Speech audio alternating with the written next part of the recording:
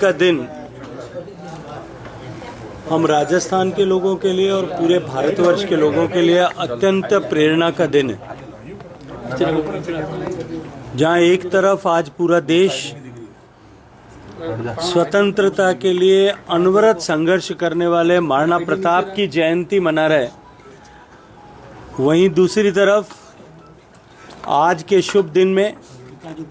देश नोबेल पुरस्कार विजेता और देश को अमर गीत जनगण मन देने वाले श्रद्धेय स्वर्गीय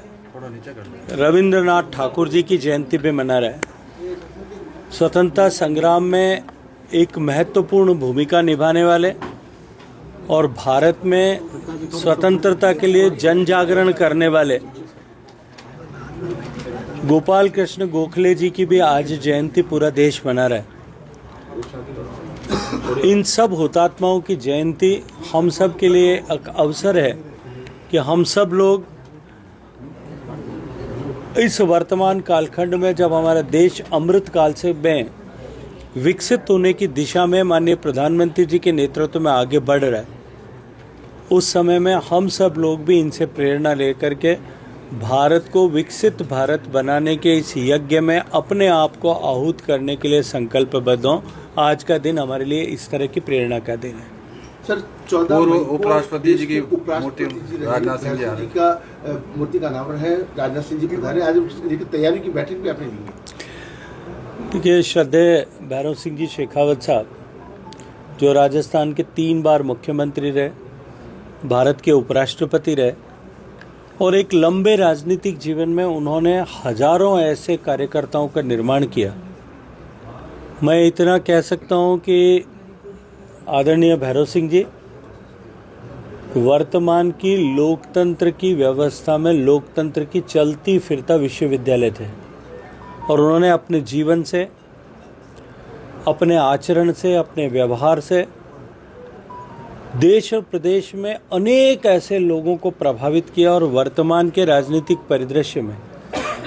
भारतीय जनता पार्टी में ही नहीं, विपक्ष में भी सैकड़ों ऐसे लोग हैं जो उनसे कहीं न कहीं सीख करके कुछ न कुछ ज्ञान प्राप्त करके उनके अनुभव से, उनके साथ साझा किए गए समय से प्राप्त अनुभव से अपने आप का परिष्कार करके और आज इस मुकाम पर खड़े होंगे। श्रद्धेय भैरव सिंह जी के राजस्थान के जनता के मन में असीम प्रेम उनको लेकर के था। हमारा सौभाग्य है कि जोधपुर में उनकी आदमकद प्रतिमा स्थापित हुई है और निश्चित रूप से आने वाले समय में समृद्ध होते हुए लोकतंत्र में उनके जीवन से प्रेरणा लेने का अद्भुत अवसर इसके माध्यम से लोगों को मिलेगा। देश के रक्षा मंत्री श्रद्धेय राजनाथ सिंह जी, राजस्थान के माननीय मुख्यमंत्री आदरणीय भजन लाल जी, राजस्थान के आदरणीय प्रदेश अध्यक्ष मदन राठौड़ साहब, सभी लोग उस कार्यक्रम में शिरकत करेंगे। उसकी तैयारी को लेकर के आज बैठक की। सर, आपने शहरी क्षेत्र में, सर आपने जन सुनवाई की है, लोग आए हैं, सर क्या मुझे लगता है इसमें कुछ भी नया नहीं है। जनप्रतिनिधि का दायित्व है अपने लोगों की बात सुनना, क्योंकि अभी बंगाल के चुनाव के चलते हुए जोधपुर आने हैं, थोड़ा व्यवधान हुआ था, कंटिन्यूटी ब्रेक हुई थी, काफ़ी लंबे समय से आए थे, इसलिए बहुत सारे लोगों के बहुत सारे विषय पेंडिंग थे। आज सुबह 8 बजे से शुरू करके अभी तक सबकी बातचीत को सुना है। मुझे लगता है सब समस्याओं का समाधान होगा और आने वाले समय में इस प्रक्रिया को हम निरंतर जारी रखेंगे। आज शाम को भी राजस्थान सरकार माननीय मुख्यमंत्री जी के पहल पर आयोजित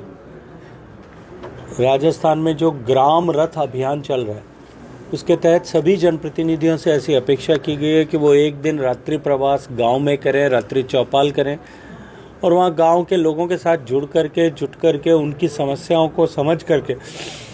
सर्वांगीण विकास गांवों का किस तरह से हो सकता है उस पर चर्चा करें, उसका रोड मैप बनाने के लिए बात करें और उसके साथ साथ में